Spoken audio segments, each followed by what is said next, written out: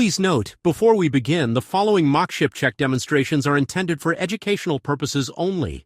These scenes were filmed inside mock ship compartments, and personal protective equipment, PPE, was intentionally not worn to clearly show each step of the process.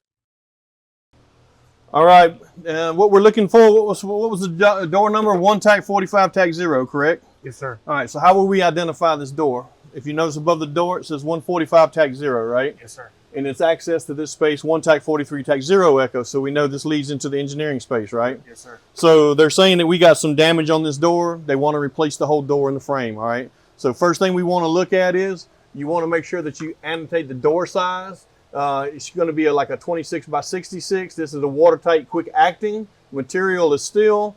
Gives you the test pressures. It gives you an NSN number. Who makes it? Juniper Industries. The drawing that's applicable to this door. And also the component ID numbers as well, and the gasket material. In other words, once you open the door, I will show you what I'm talking about there. The material that's placed in the channel itself locks on this knife edge, and that's what makes it watertight or non-watertight. You think a gap like that should be in it? No. That's probably why they got a job in for, because this is not watertight. It would have failed inspection, okay? Insert would fail you on that right there, okay? So basically what we want to figure out with this door, since we're going to replace it, is stuff you want to annotate, and you can just jot down. We can just take a pen or whatever. What's inside? Look inside here and go ahead and grab one of my pens out of here, and we'll start this process. Whoop, my bad. Okay.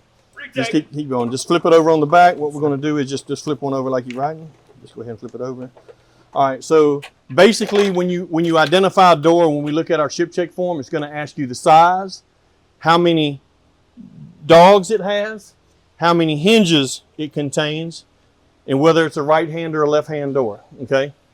Usually that'll tell you. It'll tell you right on here. Okay. So this is actually, when you think about it, when you're standing at the door, what's the one that you use to open? It's a right-hand door. Right-hand door, okay? Sure. Because you're entering that space, all right? So tell me, how many dogs do we have on this door? 8. So we want to go ahead and write down this. It is an 8 dog.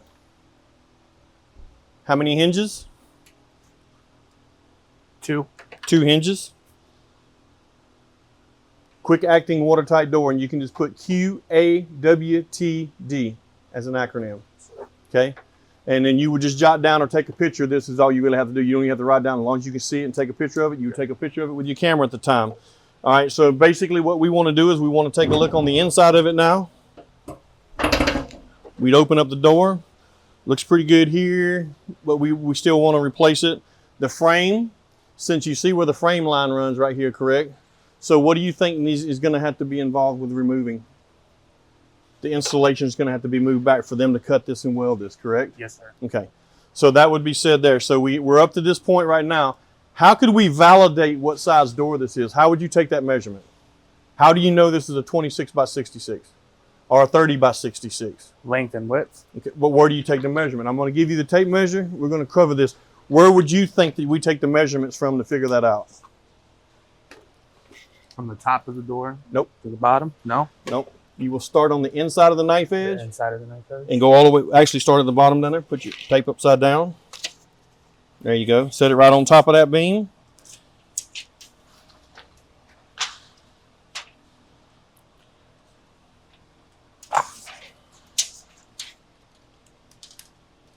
And you would take that measurement right there. What is it? Actually go straight up, straight up. Yep. Yeah, it's hard. Get it back down. Okay. So you see how you got 66? Yes, sir. Actually, you're not on the thing, but that's fine. So 66 right there, then you would measure the opposite direction. From the inside. Yes. And tell me what that measurement right there would be. 26. 26 by 66. So you validated that the plater is right, and that's what size it is. Other than that, the only thing that we need to identify now is for them to do the work is what's behind it and like the stuff around it. This would all be considered, since the cut has to be made here and the weld has to be made here, the installation has to be cut back, okay? So that means you're going to have to account for the square footage of this. So you would measure, I would probably just measure this whole front panel right here from top to bottom and just write that down to square footage. Installation's not that expensive. If they don't use it, they don't charge for it, okay? All right, now that we've covered what the door is consisted of, we got a measurement on the door. We know it's a 26 by 66. We know that it has 8 dogs. We know that it has 2 hinges, all right? It's a right-hand door. Now what we need to do is we need to make sure that we get the interferences that are around the door, because if we're going to cut out the frame and replace it, they got to do cutting and welding, which means the insulation has to be removed back.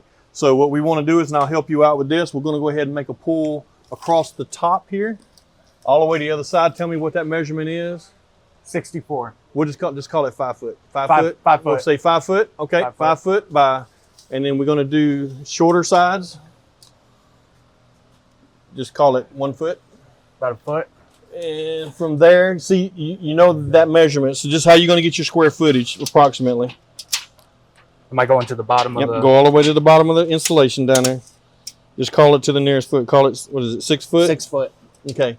So we know 6 by 1 is 6 foot to here, right? Same thing on this side is going to be 6 foot. So that'll give you a total of what? 12, right? 12, yeah. Now all you got to do is measure your distance here, which is 12, and it's 5 foot across. So that's another 5 foot. So 12 and 5 is what? 17. So normally what we would do in that situation, we go ahead and write it up for like 20. 20. Give them a little extra, because you know if they don't damage it or something. Plus you got the curvatures down at the bottom, and some of them may be on the bottom, okay? Okay. So it doesn't hurt to put it on the outside. So you can say your external is going to be 20 square feet, okay? Yes, sir. Just remember that number, because you can add it all together for front side and back side, okay? Gotcha. So now what we're going to do is, now that we figured out what we have out here, we're going to know, we're going to go ahead and move on inside and look at the backside interferences now. Oh, camera, we need to take some pictures. Let's take some pictures. So basically, when we do this, you want to get a picture of this piece, because you know what the door is going to be, right? Yes, sir. Then we want to get a picture of the actual placard that tells them everything they need to know.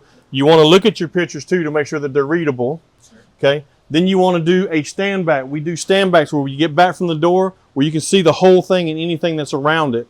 We want to go ahead and take pictures of that. And the reason why is they can see, they can count the dogs, they can count the hinges, they can see that it's a right-hand door, okay? So we will take pictures from 2 different angles, and we will do the same thing on the inside. Yes, sir. Okay? Yep. All right, moving to the inside.